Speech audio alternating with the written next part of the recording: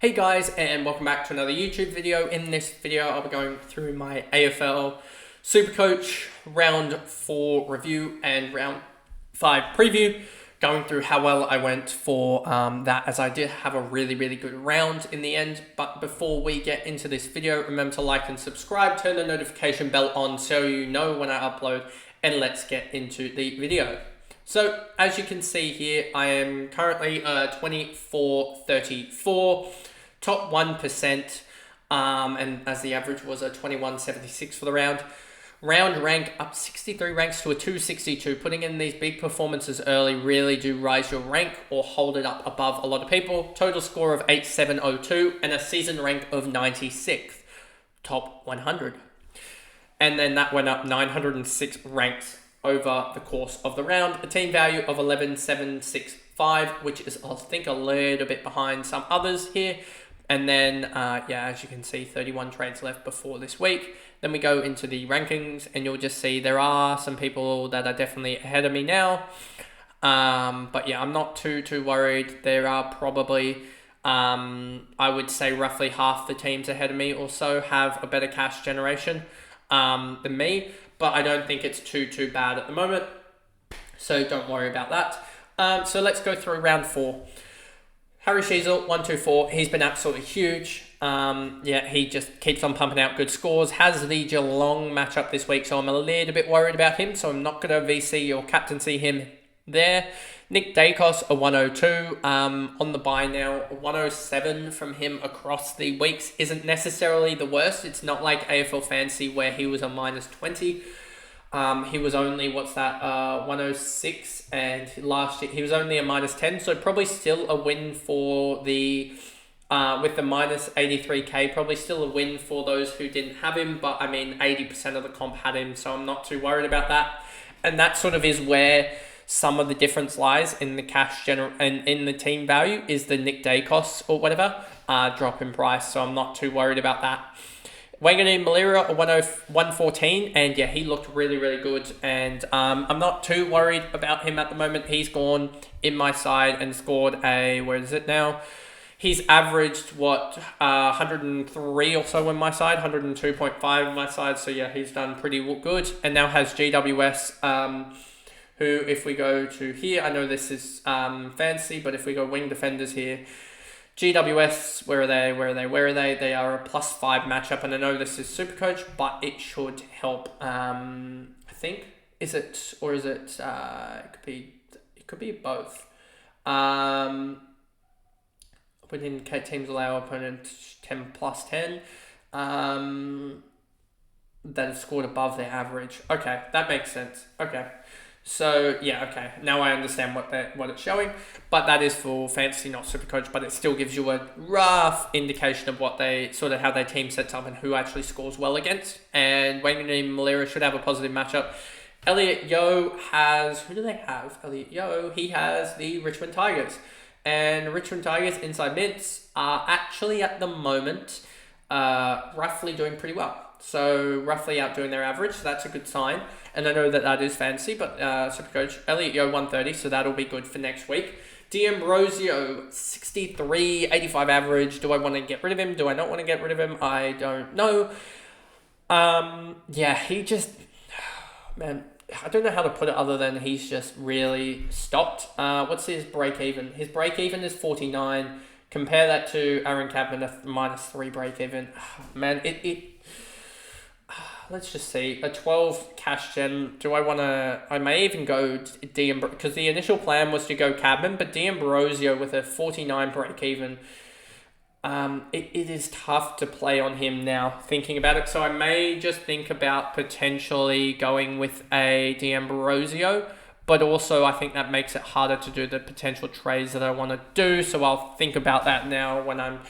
if I can possibly do it, as I was getting rid of Howes, actually, so to do it. So yeah, well, I'll think about it, but I'll probably still be going Cadman, even though the cash gen says that I shouldn't be going Cadman, as the moves I want to make sort of require Cadman.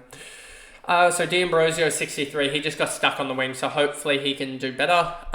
Williams 81 has shown he can score, so yeah, really happy about that.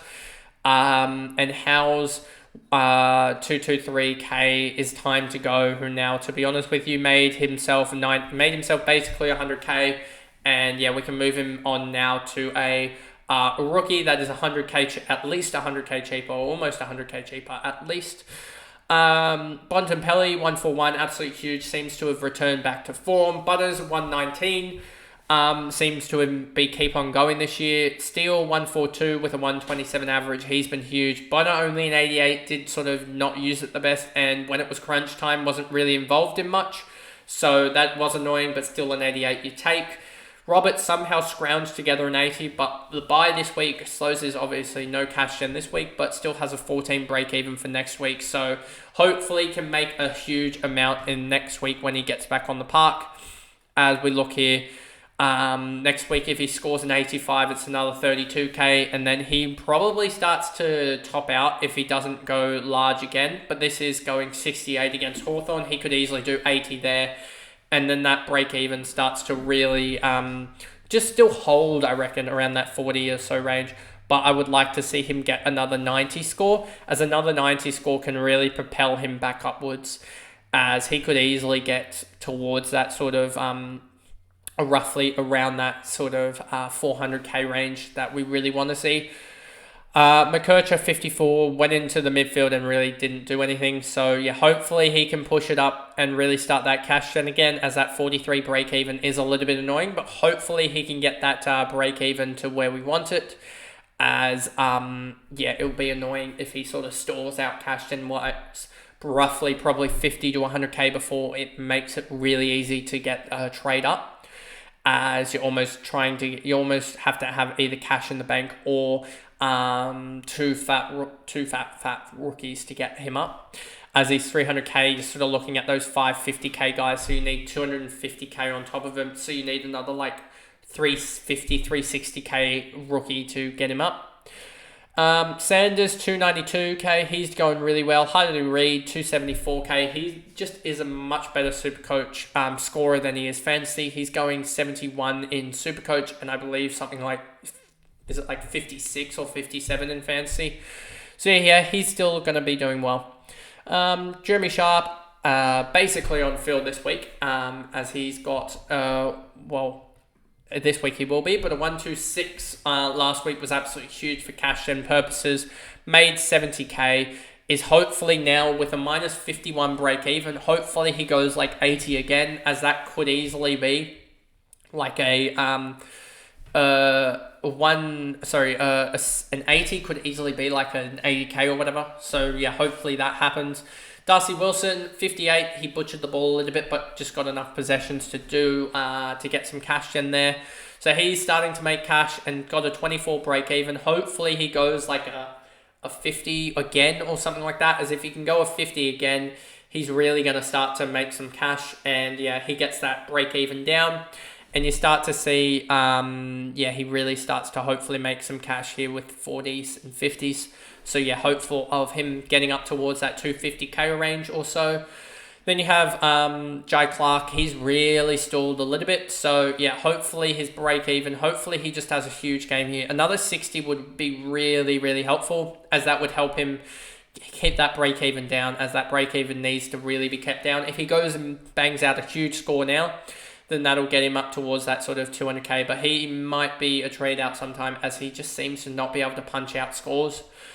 And yes, he was subbed out in that game, I know. Gawn and Grundy. Gawn's doing really well. Grundy is going to go up in similar fashion to my fantasy trades to Marshall, as I just really like Marshall. I think he's a top 2 ruck, in all honesty, as I think that English is getting the Darcy help, and I don't think Tristan Xerri can challenge Marshall in the long run, just because Marshall gets the marks and tackles and stuff that Xerri doesn't get, I guess. Well, Xerri gets a lot of tackles, but Marshall gets a lot more touches of the football as well. His disposal points are, I think, crazy compared to the likes of a Xerri, as well as I think he gets a lot more marks. Overall, he's on the bye this week, but he's been the player of the year. I think he came priced in at like 90 or whatever, and let's actually just double check this. It may have been 80 or 90 that he came priced in at, and it's going 144. He came priced in at 86. He is going plus 58 on his average, and is currently the number 1 ranked player, I think, across everything. So yeah, he's been absolutely huge, and yeah, he's leading the Brownlow at the moment. Whether he's on 10 or 11 votes in the Brownlow, or 12 potentially even, is another matter. But I think he's got sort of almost four best on grounds in the performances at the moment that he's put up. So yeah, he's probably leading the Brownlow, and we know across the whole season that the Brownlow, you probably need roughly 1.5 votes a game or so. So yeah, he's currently going at roughly like 2.4 or so, 2 to 2.4. So yeah, he should, if he keeps on the way he's playing, he's going to get it, I reckon. But yeah, Jackson is going to be my way of when Gawn's on the bye, using him, and I think he's actually a hold in SuperCoach. Just looking at his scoring last year with the likes of Sam Darcy in there, he does go 60s, but he also pops out huge scores anyway. So yeah, I'm wondering if he does improve a little bit year on year, and given he's a key forward, etc. But yeah, you can just see that he does pretty well. That round 16 was an outlier, I guess, a little bit. But yeah, I'm just hoping with the forward line, you can almost keep him, I reckon, in SuperCoach. Does have a 152 break even, just because that huge score coming out of his cycle, that 178, and he's gone 98-91. But I'm not too worried that he will drop too much in cash, and I don't think the cash will really matter anyway with him. And he does have Port Adelaide and West Coast anyway, two juicier matchups. Flanders brought him in last week for a 125, which was probably the right play across both platforms. He went 102 in fantasy and 125 in SuperCoach. He's really efficient and effective. So if you give him 30 touches, which is roughly around a 100 in fantasy, he's going to go 110, 120 in SuperCoach. So yeah, he's really been a SuperCoach pickup post-buy, and is going to make some more cash as well as he trends towards 600k. Tom Powell, annoyingly, now has a break-even of 70, but he's done actually really well in SuperCoach since I think I brought him in around round 3. He's gone 92.73, so yeah, pretty happy about the cash then that I've also gotten out of him. Almost 100k, and hopefully now that he's 411k, he can just keep on going up and up and up, as I think he'll be a top 7 to 8 forward, but it's just a matter of how close is he to the top 6. 5, he's done really well as well, and yeah, just hoping he can continue his role, as he's really SuperCoach dependent, SuperCoach well scored compared, and it's like Harley Reid as well, because he gets so much contested ball and is really efficient with the handballs, his score just racks up. So yeah, really happy about 5. Ollie Dempsey as well, an 80, that could have easily been about a 100, given that he had also a deliberate out of bounds early that I think was touched as well, that took away I think 5 or 6 points. In SuperCoach, he also had a goal taken off of him when Stengel rightfully probably ran it in to open goal. So he could have had a set shot there, gotten another sort of 8 or 9 SuperCoach points. So there was 100 on offer here for him. And he's got North this week where he could go huge and make a lot of cash. And you can just see the projections here. I brought him in this week as well. So I brought him in at 219k. And they project him to hit 425. Before long. So yeah, I'm really looking at this and thinking he can go large as well here. And I don't think those projections out here are too bad. Maybe this Western Bulldogs one in round 19 is crazy, but yeah, he could easily hit 400k here, and that would be 200k gained from a guy that was traded in post his first initial price rise. Then you've got Cabman on a 50, and I think he's almost done his job. 112k we got out of him, and now I just want to work out in case I can do a D'Ambrosio instead, as that would be a good play, I reckon. So yeah, I could do that. I could get away with doing McKercher, as he's got 43 break even. I'm just worried that he potentially gets his roll back, so I don't want to make the pull the play early on McKercher. In comparison to potentially a Cabman who has Jesse Hogan in front of him, has gotten through the easy matchups and went 50 against Gold Coast, went 55 against Collingwood, so he's probably just going to be a 50s guy, and a 50s guy again is only a 25k, so he's only going to make another 30-40k, and 30-40k for the point scoring that I'm going to gain out of the guys that I bring in is probably the right investment at the moment. So anyway, the 3 trades that I'm going to make. Brody Grundy, he's done his job, and he goes straight to Marshall, as I was talking about. If we just go here, Marshall there. So that's one trade. Then we also have just going through it here. You have Howes down to Closey. Is it that way? There you go. That gets me 297k. And then you're probably wondering, how am I going to get this? Who's the last trade going to be? So if I complete those trades, you'll see right now, I have currently I don't think I have anyone that can go back into the back line here. And this is the annoying thing about it, is if I had one other guy to go into the back line, I could get rid of D'Ambrosio, but I can't at the moment. And if I go here, this is what I'll be doing. Oh no, I'll be using the loop actually here. Caulfield will be potentially my captain. You will have, for me, it'll be a Gawn into Bont play this week. I could even go a potential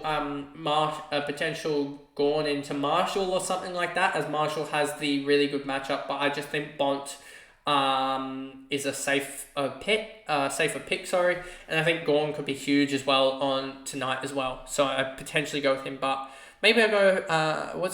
If Marshall gets no help, with no Campbell, I'll probably go him, to be honest. What's his last score against GWS? A 126, whereas Bontempelli, his last score is also a 126. So yeah, it's picking between Bont and Marshall, but hopefully I don't have to, because Gawn goes absolutely huge against Oscar McInerney. You saw him last year go 215 against Oscar McInerney, so hopefully he does something crazy like that again.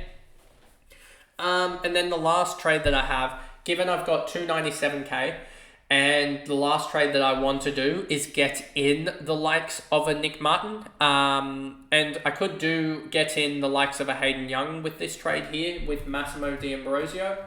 And Hayden Young has a break even of 45. And he plays, who does he play here? He plays the likes of Port Adelaide, who Port Adelaide for midfielders are at the moment are a pretty poor matchup.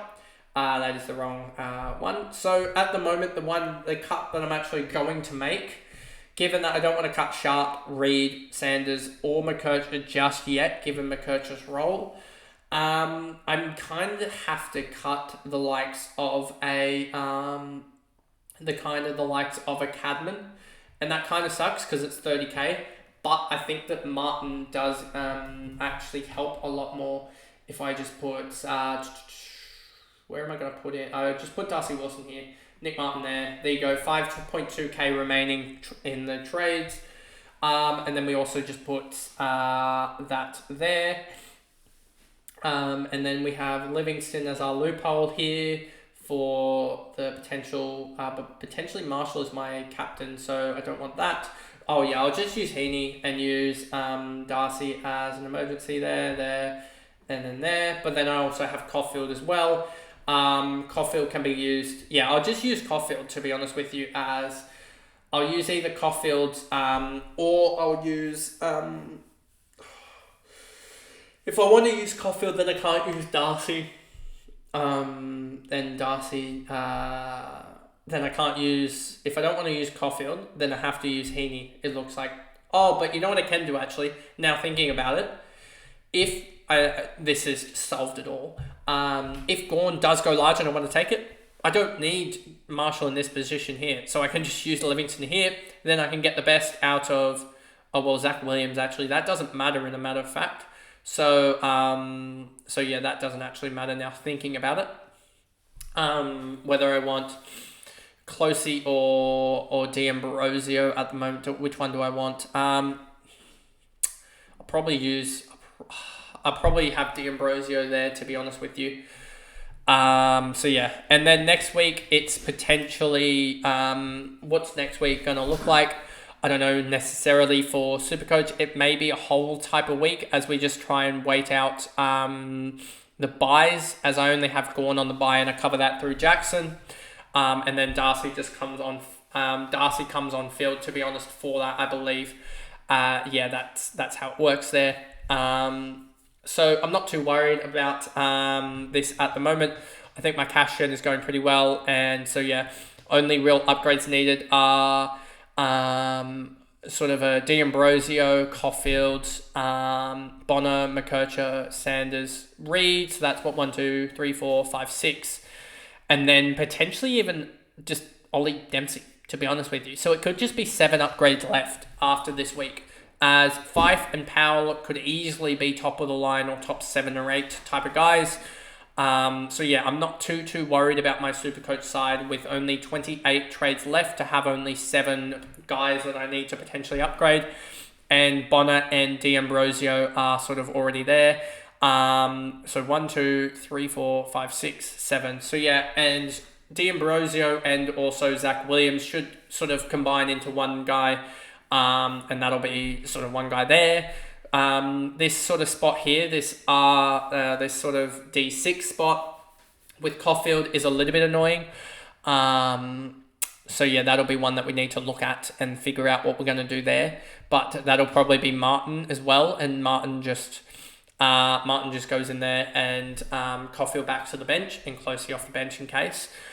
So there's that, and so then the Bonner spot probably just combines with like a Roberts or something like that. Roberts could also flip into potentially the backline as well. And then you have sort of McKercher, Sanders, and Reed. They're all gaining enough cash. And we also have the big boy in Sharp on the bench, who is going to be gaining a lot of cash, as we said, as he projects to get all the way up to sort of 360k, and 360k is a 240k bump up of all these guys here. That'll get them up to top of the line guys like a Dawson or someone like that when they start to turn it around, as Dawson is also around that. Here you look at Dawson, 556k, and I'm pretty sure still has a 151 break even, so could easily still lose another 20, 30, 40k. Let's look at it here. Projected 97, going to lose 24k, so he starts to bottom out around that 520k range or so. And so yeah, looking at that and thinking that if he turns it around with this run of with Essendon, North Melbourne in this run soon, I could potentially look at upgrading there. But then again, it's a lot of my backline that I want to upgrade and not really my midfielders, so I don't know if I'll necessarily go Jordan Dawson, but looking at him, and I think he could be one to go for. So that pretty much is the video there, going through my Supercoach sides for when a review of round 4 and then a preview for round 5 of it as well. So I guess that's the video, and I'll see you guys in the next one. Bye guys.